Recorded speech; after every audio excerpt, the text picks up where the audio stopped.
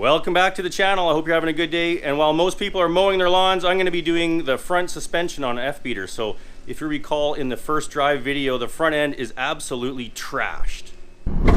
Oh man. Oh, there's a big bump here.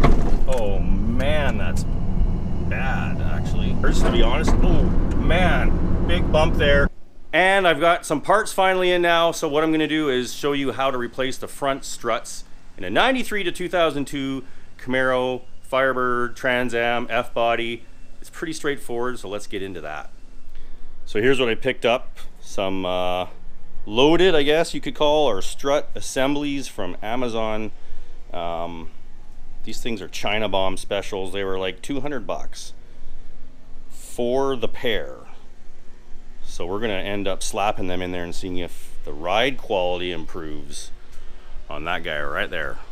So the first thing we got to do is get the front end in the air on jack stands, and we're going to pull the wheels off and take a look at what we've got to deal with.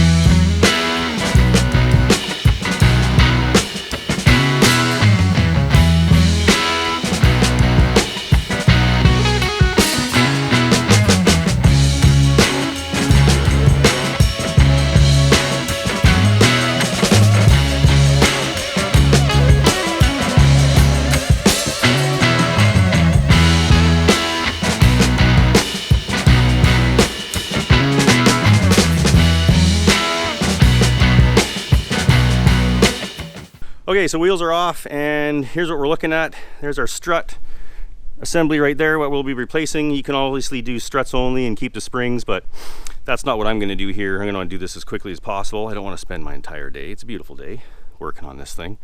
Ball joints have already been replaced. I didn't film that, but it's pretty straightforward. The lower ball joints, you need a pressing tool, which I have, and the upper ball joints. If you know it's a stock car, or you know their factory, if these are rivets, you just knock those rivets off, and then you actually replace those replacement items with bolts and nuts. So yeah, the ball joints came with the car, so I put them in anyways, but didn't fix it, so I think it's the strut. It's really, really bad actually. So we're gonna take these out. Also, these are, I think, Eibach or lowering springs, Eibach sport lines. Someone obviously lowered the front of the car and not the rear. So we're gonna yank that whole assembly out and replace it with the China Bomb, see if that makes a difference. So first, take this cotter pin off here. We'll loosen off this 17mm nut, and I'll show you how I spread the control arm and the spindle apart. Sometimes the easiest way to get these out is to get them started and then just use a side cutter, pull them right out. Okay, and with this nut loose, bring it down so it's just proud of the stud or the threaded area. And then we're going to take our sledgehammer here, mini sledge, and we're just going to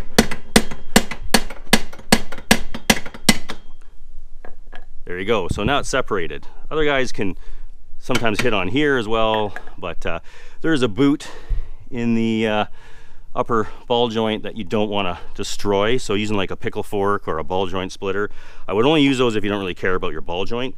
But otherwise, that's how I would separate the upper ball joint and the spindle. Now, it's a good idea to get under here with a jack and support your lower control arm and basically the whole brake and spindle assembly. Put a little load on it when you take this nut out, because everything could fall. So I got it in my hand there, but if I didn't have anything underneath supporting it, it could slam right down.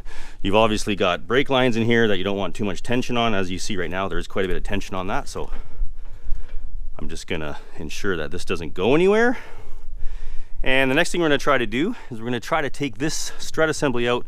And I've never done it without taking the sway bar end links off, but taking those off guarantees you to break them almost in every case.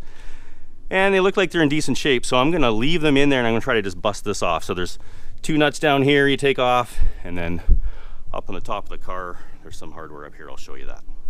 All right, then up top, we gotta loosen these two Torx and these two nuts as well. And one of the tricks to get into this one is you got to loosen off your brake master cylinder, pull it forward, and then move it off the studs. So we'll go ahead and get the master cylinder out of the way first. And that's going to be a 15 mil on a long extension. And once that's loose, just grab everything and you got to pull it forward, and try not to mangle your brake lines. So work it forward, and you can even lift it up like that. There. Have that sitting there. There's not too much tension on these brake lines. You don't want to kink those and snap those. So looks like maybe something was leaking in there before, out of the back of this maybe, but I'm not going to look at that. Brakes work good. So then we can pop these guys off. These are a T50, I do believe. So the biggest thing with these is not to strip them out. Oh yeah, that's fairly loose. We'll just loosen the other one before I do the victory dance here. Perfect. So these are just T50s. They easily wind out. You know what? I'm gonna throw an extension on there and get out of the way of the brake master cylinder. There we go.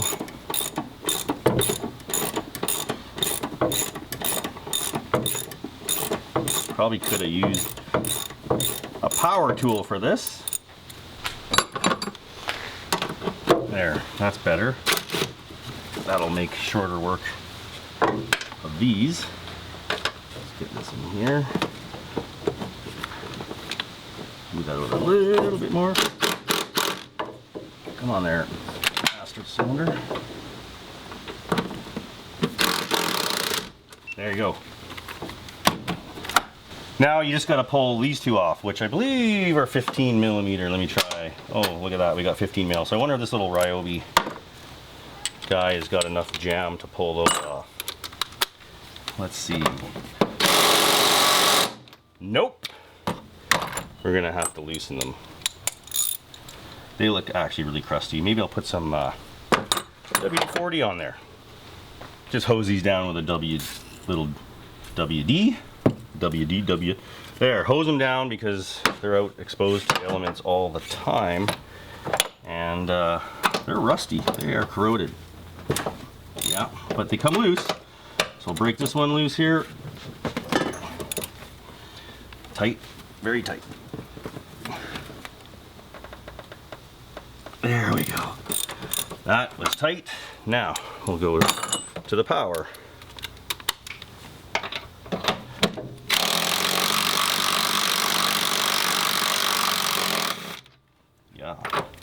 Hot. There. Throw those up in the little tool tray. And so our strut should just now pull out from the bottom. I hope I get enough room with that lower control arm. The only thing I don't know is if I leave those sway bar end links in there, I can actually push the lower control arm down enough. That's my only thought here, but let's try. Yes, that looks like victory. Man, the sun's bright. I don't know if you can see that, but I do actually have enough space so far to pull this whole unit out. Look at that. Whoa. Yeah, it's going to come out with the upper control arm on top, which is just sort of sitting there. We'll have to pull that off. But basically, there's a strut out. The next step, remove this again, and then we're going to put the other strut back in. Okay, old strut sitting on the garage floor.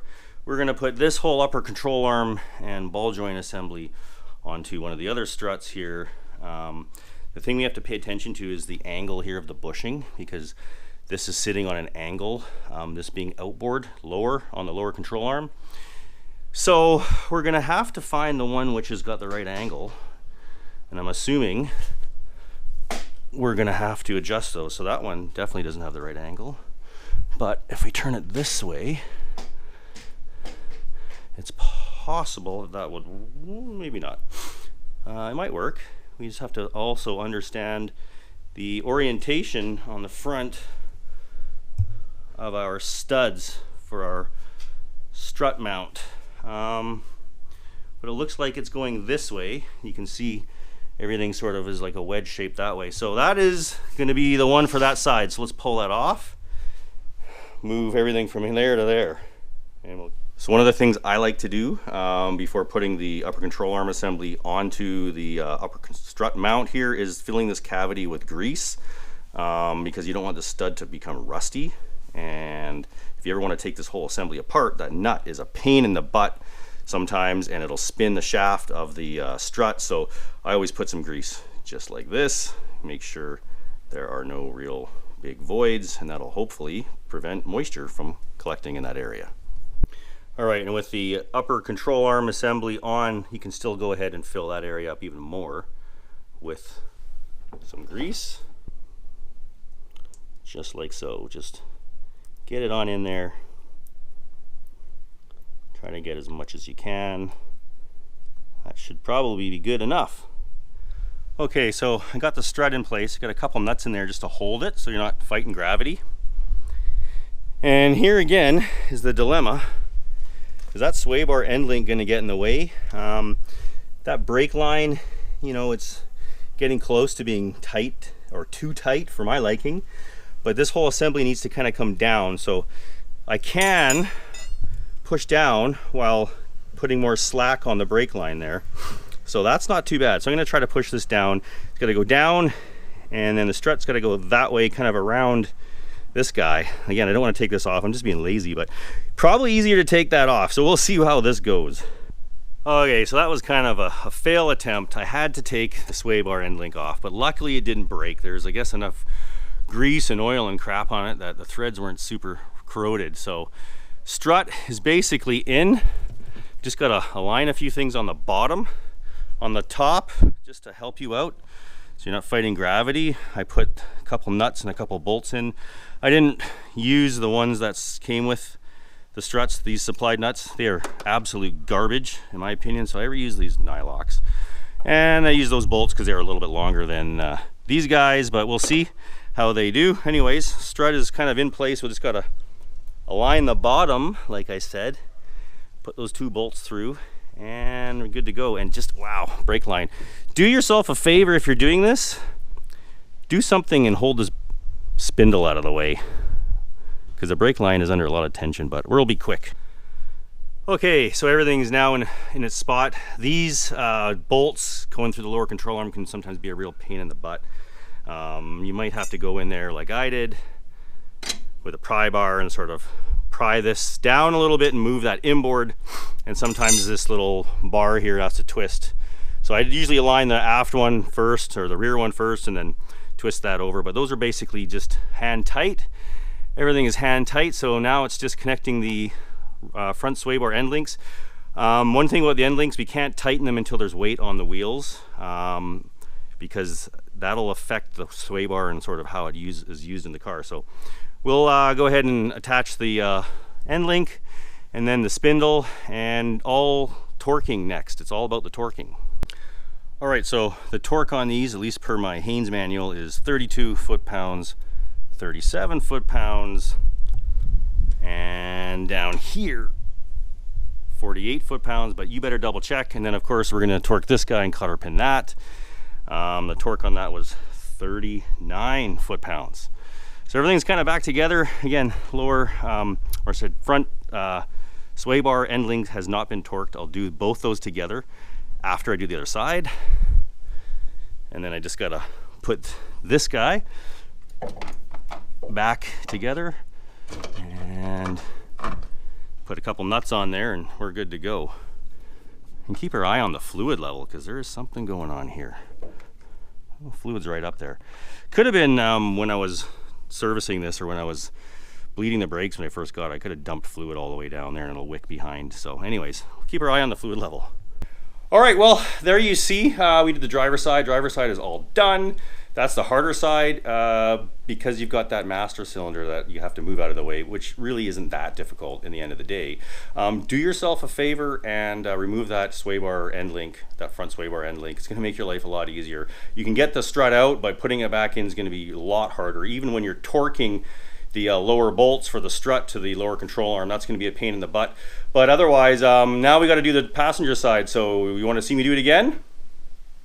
No, I didn't think so. It's the same exact thing. So I'll do the passenger side, and then we'll take a look at how the car looks I didn't want to put lowering springs back on the front because it's going to be too low for the winter.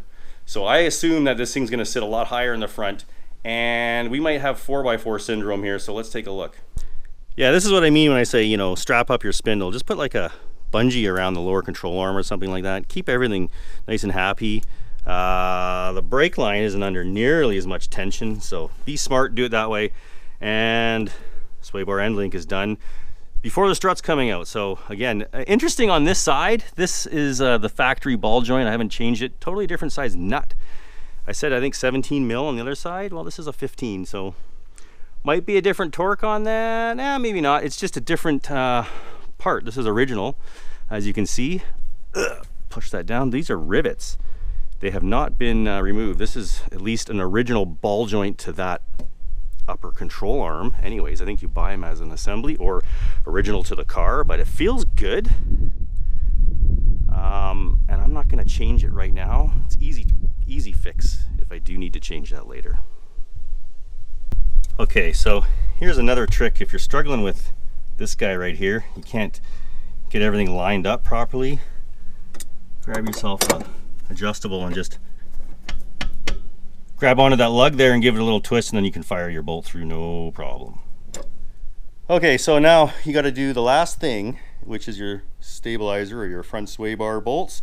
You want weight on wheel, so to speak, but it's hard to do with the tire there. So I just put my jack stands under the front control arm, and then you're going to torque that nut up there 17 foot-pounds. So here's what it looks like. 17 foot-pounds. All right, back on the ground. It is like a four-wheel drive. I should join the 4x4 club. Look at the gap in the front, and the rear's lower, so I thought there were stock springs in the rear, but most likely not. Anyways, let's measure wheel gap. Before, I think I was around 26 inches on the front. Let's see where we get to. Okay, front wheel gap is like 28 3/4, so this thing went up over 2 inches. See if the other side's level. Yeah, we're around 28.5 or so. Obviously there's a wheel alignment needed. That'll change a little bit. I think there's some positive camber going on, but we'll take it for a drive now, see how she drives. All right, so we're doing the test drive. It's the next day or so. As you can see, I got some beard growing here, so let's take it out on the same road that we did before and find the same bumps and see how much better it is, if at all. With the window up here, let's find the bumps, Okay, so far the first set of bumps, nothing. No clacking, no banging, no grinding, no noise. So we'll go down this little side street that we took before and we'll find the bigger bumps. And I can see it right there. I used to avoid this one like every single time, but now we're gonna go right over it. Wow, so much tighter. So much tighter. I mean, there's still a few little rattles in the car. It's an old car, but so much tighter. All the bumps here. So spin it around and we'll go out on the road and we'll maybe do a little slalom test, little handling test. But so far, driving this thing, it is absolutely night and day difference. And you know what I'd like to try? I'd like to also see how this thing does under braking, because before it was basically on the front bumper. So we're gonna get on the brakes right now. A lot better, it doesn't dive as much. The front chin spoiler or the air dam would always drag a little bit as well under hard braking, so way better on the braking as well. All right, let's try a little bit of a slalom test.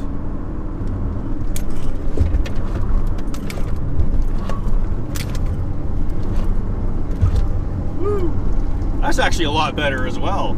So the front spring rate on these is the same for the V8 and the V6 cars. So I'm assuming like a Z28 would have the same spring rates as this, or even the SS, depending on the level of SS that you purchased or that you spec'd out from the dealer. So this has essentially got similar handling to a V8 now.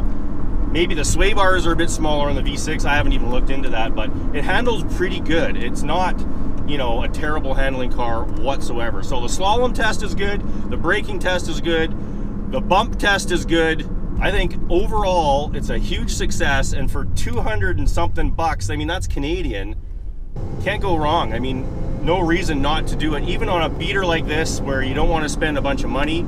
It's well worth it.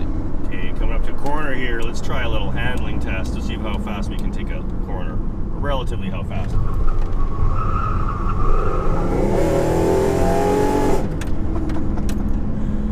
Oh man, a little delayed first gear downshift. I was trying to do that in the corner, but it handles okay. A little squealy. I mean, the tires, garbage, but decent tires on this thing, I tell ya. I think it's time for a little victory first gear, full throttle.